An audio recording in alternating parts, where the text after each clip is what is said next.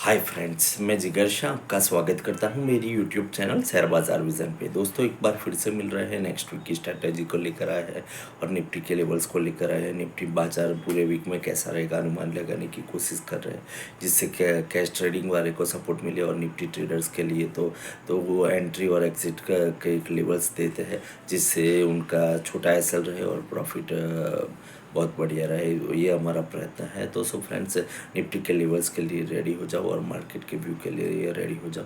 Firstly हमने देखा Nifty 20,040 पे क्लोज है। 20,040 यानी कि हमारे सपोर्ट लेवल से 150 पॉइंट ऊपर बंद है। तो हमारा सपोर्ट लेवल है 90,850।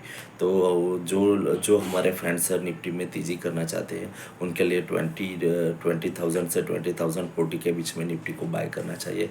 हमें लगता है कि डाउ 135 पॉइंट्स माइनस क्लोज था, और कल डाउ में छुट्टी है। तो हमें लगता है कि बाज़ार एक थोड़ा सा 25-50 पॉइंट गैप से नीचे ओपन होगा। तो 20,000 से 20,040 के बीच में निफ्टी को बाय करना चाहिए। उसमें छोटा एसएल जो रखना चाहते हैं उनको 930 का एसएल है, और जो वीकली एसएल चाहते हैं उनके लिए 850 का है। 21,850 का एसएल है, यानी कि 150 पॉइंट का एसएल है। ऊपर में टारगेट बनते हैं। पहला टारगेट आता है 20,150 का।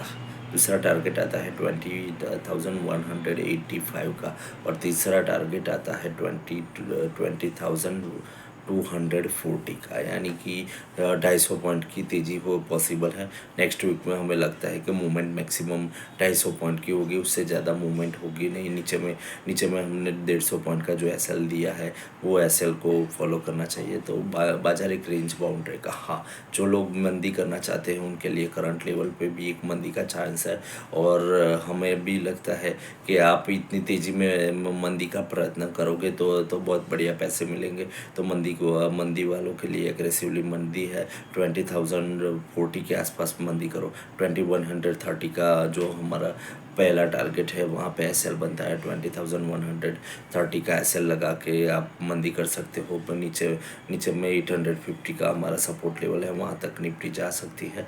और वहाँ से गिरने के बाद 200 से 250 पॉइंट मिनिमम आपको एक गैप डाउन और मिलेगा। तो हमें लगता है कि जो मंदी करना चाहते हैं उनके लिए 21,850 एम लेवल है, वहाँ से नीचे जाएगा तो और 150 और से 200 पॉइंट की और मंदी होगी। तो हमें लगता है कि जो मंदी करने वाले हैं उनके लिए गैप बड़ा है। जो तेज़ी करना चाहते हैं उनके लिए जो गैप मिल रहा है छोटा है। तो आपको मंदी करने का प्रयत्न करना चाहिए। ऊपर के लेवल में आपको जहाँ भी सूटेबल लगे मंदी करनी चाहिए। तो नेक्स्ट वीक में हमारी जनरली रिस्क फैक्टर देख के वह व्यू है कि आपको ऊपर में बेचने का चांस मिलता है तो बेचना चाहिए। नीचे में तेज़ी करनी है तो एक छोटे से एसएल से करो। टारगेट भी छोटा रहेगा। मंदी के लिए बड़ा टारगेट फिक्स हो सकता है। मंदी के लिए अभी हमें दिख रहे हैं दो ही रीज़न आते हैं। एक यूएस बॉन्ड ही यील्ड है।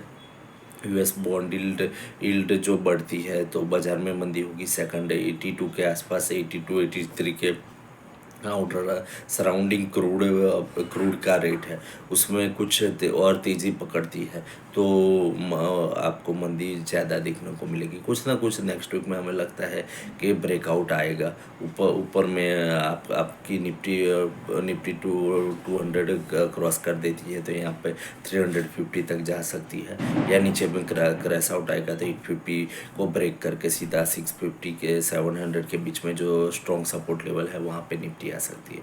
तो हमें लगता है कि बाजार एक रेंज को नेक्स्ट वीक में तोड़ने का प्रयत्न करेगा, और नेक्स्ट वीक में हमें लगता है कि ऊपर या नीचे किसी भी एक तरफ बाजार क्रैश होगा। निफ्टी में स्टॉक्स के स्पेसिफिक है, हमें ब्लू चिप शेयर्स बढ़िया लगते हैं। नेक्स्ट में मिड कैप स्मॉल कैप आपको इतनी तेज़ी नहीं दिखने को मिलेगी जितनी ब्लू चिप में मिलेगी। जो बाज़ार को चलाना होगा तो नेक्स्ट वीक में फ्रंट लाइन परफॉर्म करेंगे। फ्रंट लाइन में आईटी सेक्टर में हम ऑलरेडी बुलिश है। टीसीएस, इन्फोसिस अच्छा लगता है। साथ में बैंकिंग काउंटर चल सकता है, तो उसमें एसबीआई बैंक लीड कर सकती है, आईसीआईसीआई बैंक लीड कर सकती है, एचडीएफसी बैंक में भी थोड़ा बहुत ऊपर आ सकता है। तो हमें लगता है कि बैंक, आईटी और बैंकिंग सेक्टर नेक्स्ट वीक में जो बाजार चलता है तो फ्रंट रनर रहेंगे, तो उसमें आपको ट्रेड करना चाहिए। स्मॉल कैप मिड कैप में इतनी लंबी मूवमेंट नहीं मिलेगी। जनरली जो रिजल्ट सीज़न है वो सब ख़त्म हो चुकी है। नेक्स्ट में गिने चुने शेयर्स के रिज़ल्ट बाकी है, वो भी मंडे ट्यूसडे को आ जाएगा। तो रिज़ल्ट सीज़न ख़त्म हो चुकी है। रिज़ल्ट सीज़न के जो भी अब स्टॉक पे आने वाला था, तेज़ी मंदी वो हो चुकी है। तो अभी नहीं लगता है कि मिड कैप स्मॉल कैप में और लंबी मंदी तेज़ी होगी। तो सो फ्रेंड्स, हमें लगता है कि ट्रेड करना है तो निफ्टी में, बैंक निफ्टी में करो या फ्रंट लाइन स्टॉक में ट्रेड करो। बाकी मिड कैप स्मॉल कैप में नेक्स्ट वीक में इतनी कंफर्ट जोन नहीं रहेगा। कंफर्ट जोन के लिए आपको फ्रंट लाइन ट्रेड करना पड़ेगा। फ्रंट लाइन में आपको मूवमेंट दिखेगी और फ्रंट लाइन में ही पैसे बनेंगे। तो नेक्स्ट वीक के लिए फ्रंट लाइन हमारी थीम है और मंदी के लिए हम फेवर करते हैं। जो मंदी करना चाहते हैं उनके लिए एक अच्छा मौका है, तो यहाँ पे एक मंदी में अच्छा प्रॉफिट मिल सकता है। तो सो फ्रेंड्स, आज के लिए इतना ही था, बहुत खास है नहीं। स्टॉक स्पेसिफिक हमने ऑलरेडी कई स्टॉक्स रिकमेंडेशन किए थे, बाद में हमने बुकिंग के लिए भी बोला।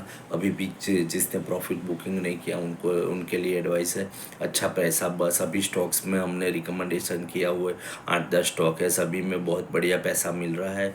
तो आप में निकल जाओ, प्रॉफिट बुक करके शांति से बैठो, फिर से लेने का चांस मिलेगा। हम फिर से रिकमेंडेशन भी दोहराएंगे। अभी भी हमें एचडीएफसी बैंक करंट रेट से भी अच्छा लगता है, यहाँ से भी 80 से 100 रुपीज़ की एक बाउंस पॉसिबल है, तो उसको आप लेकर बाय कर सकते हैं। स्पेक्यूलेटिव ट्रेडिंग इंट्राडे में हम टिप्स देते हैं, हमारे कई क्लाइंट्स को करवाते हैं। बट यहाँ पे जो हम स्टॉक्स रिकमेंडेशन करते हैं वो आप शॉर्ट टर्म कर सकते हो, लॉन्ग टर्म कर सकते हो या लेकर भूल सकते हो।